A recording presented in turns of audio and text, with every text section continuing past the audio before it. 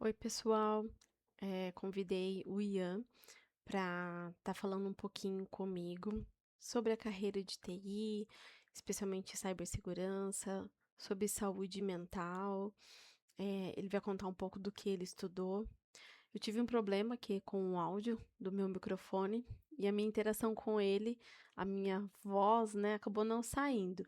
Mas a voz dele ficou gravada, ficou muito bom. Então é um conteúdo que vale a pena eu compartilhar aqui com vocês. Vou passar aqui, aproveitem, tá? Dentre os tópicos que a gente falou, a gente começa falando sobre a carreira dele, sobre o que ele tem estudado e para o pessoal, né, que eu conheci na Unicesumar no final do mês passado, eu trouxe alguns tópicos para ele perguntando no sentido do que estudar, do que indicar, né, para esse pessoal que está começando no mercado em TI. Então, espero que vocês aí que eu conheci na Unicesumar aproveitem também, tá bom? O prazer é meu, Silvana, estar participando aqui dessa conversa. É um prazer aqui compartilhar um pouquinho da minha trajetória.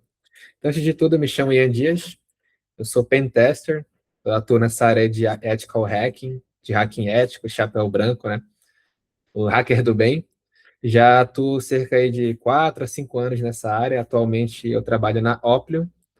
A Oplium é uma empresa que vem crescendo cada vez mais nessa parte aí de segurança ofensiva, de serviços de segurança e atuando em várias frentes, na frente defensiva, organizacional e ofensiva. E eu sou responsável por executar os testes de intrusão aqui em aplicações web, APIs, em diversos tipos de sistemas, em vários tipos de empresas. Então é um trabalho ali bem legal, porque recebemos no dia a dia vários tipos de sistemas para invadir, então nunca fica repetitivo. É uma coisa assim, sim, bastante divertido ali, que você nunca vai parar de estudar, sempre aprendendo coisas novas. Então, é uma rotina bem legal eu fazer nessa parte de invadir, de fazer essas intrusões, tá?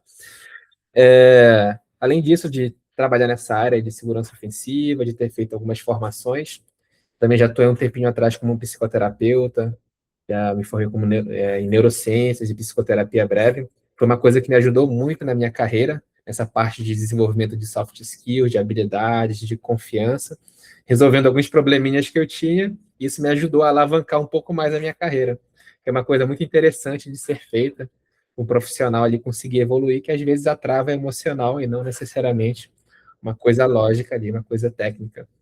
E falando um pouquinho, né, da minha trajetória, como é que eu cheguei até aqui,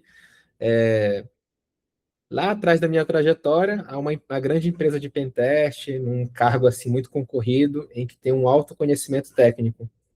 Então, desde a minha infância, ali da minha adolescência, meu pai sempre me colocou assim para jogar videogame. Desde muito novo ali, desde os 4 anos de idade. Isso meio que estimulou assim a minha mente a ficar querendo resolver problemas, a ver como é que as coisas funcionam, ter esse raciocínio lógico.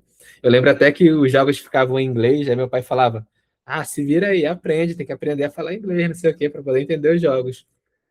Aí eu já ficava com essa curiosidade, pô, tem que ir atrás disso. Então, sempre que aparecia uma dificuldade ali no jogo, eu procurava um jeito de resolver.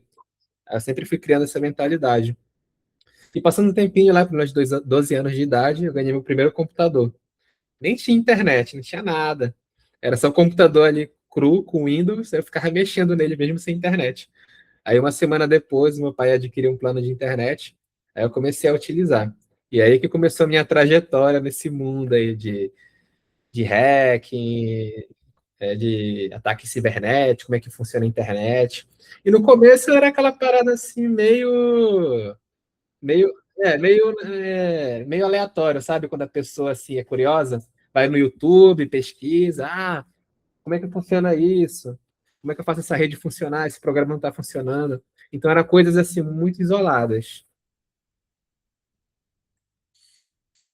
Sim, ultimamente eu tive estudando bastante sobre inteligência artificial, porque aqui na Opera a gente executa alguns testes de intrusão em LLMs, que são esses modelos de linguagem, como o ChatGPT, o Gemini e o Claude. Então, algumas empresas pegam um modelo como esse e implementam na pipeline deles. Então, ali vai ter um software que eles utilizam, e o colaborador pode fazer perguntas, e esse software vai consultando uma base de conhecimento de forma bem semelhante, como se fosse um chat GPT da vida. Eu tive que estudar um pouco disso.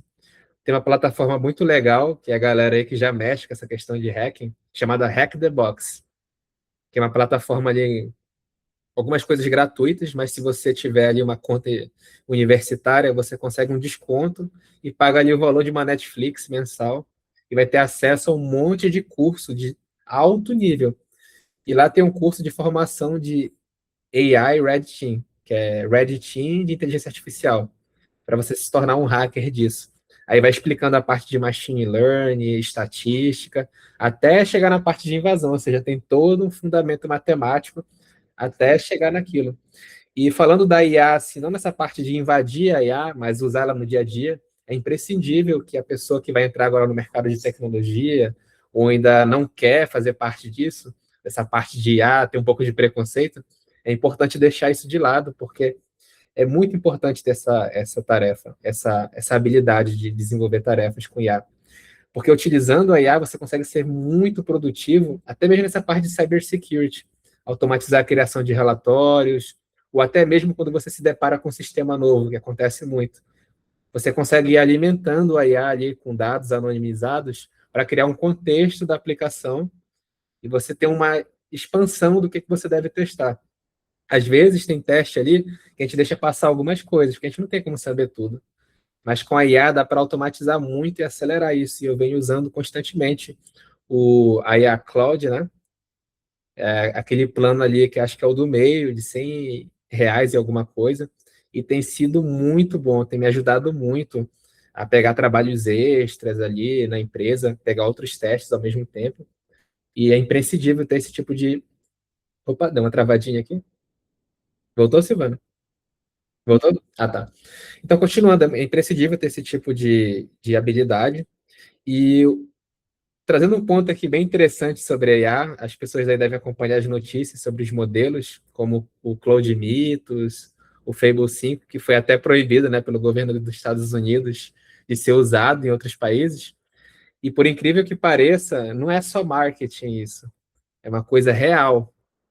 Eu tenho um colega aí, na verdade é professor de uma outra pós-graduação que eu estou fazendo, que é, na verdade, uma Advanced Diploma, que é uma instituição internacional, mas o professor que dá aula lá é brasileiro. Ele ficou muito tempo lá nos Estados Unidos, então ele tem esses contatos, aí acabou se tornando professor lá. E ele foi um dos caras que testou teve acesso a essa versão meio capada do Cloud Mythos. E ele falou que realmente é algo surreal. É uma coisa ali que consegue invadir vários sistemas e ter a capacidade mesmo de vários analistas experientes.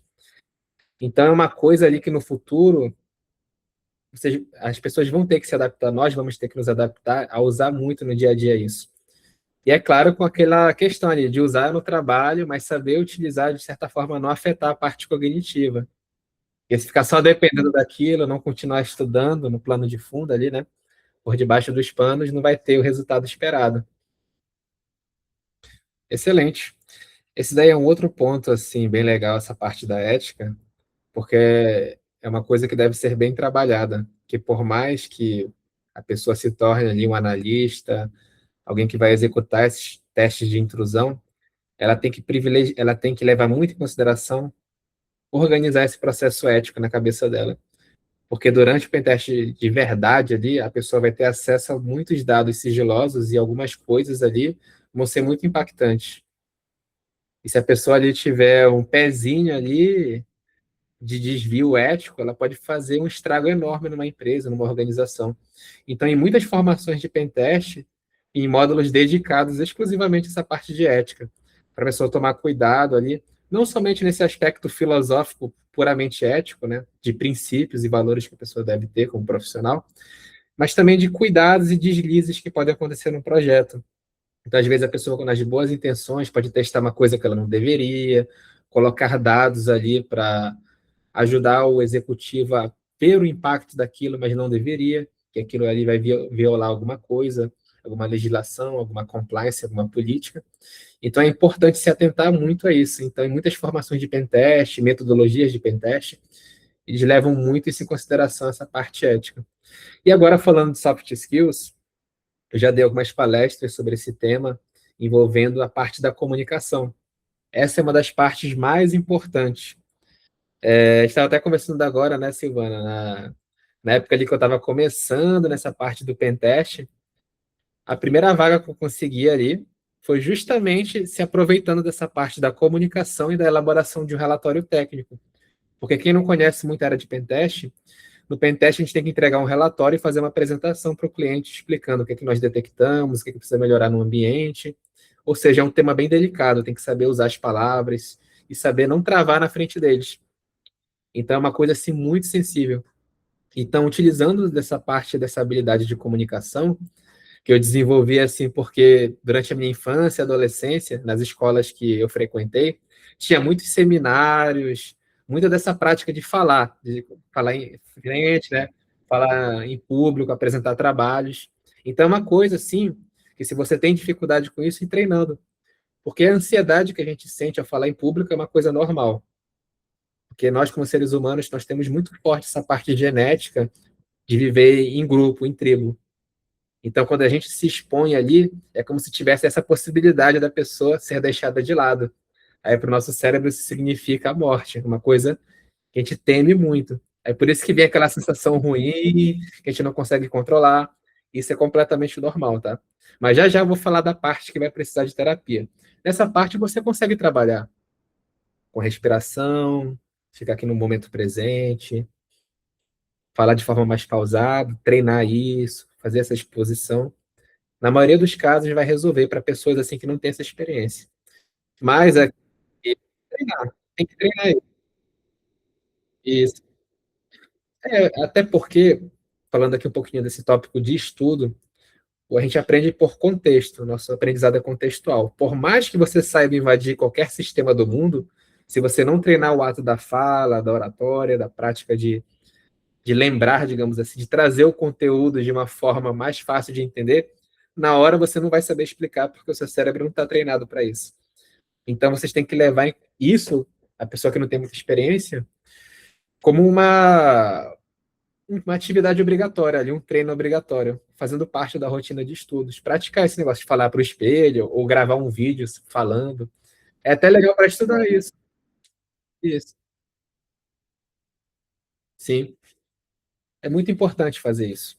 E agora, mas tem uma outra coisa que muda, que eu já vi alguns profissionais que isso acontece, tem pessoas ali muito inteligentes, sabe o conteúdo do início ao fim, sabe colocar aquilo em prática e até mesmo no passado já fez palestras para muita gente, mas do nada ela começou a bugar agora.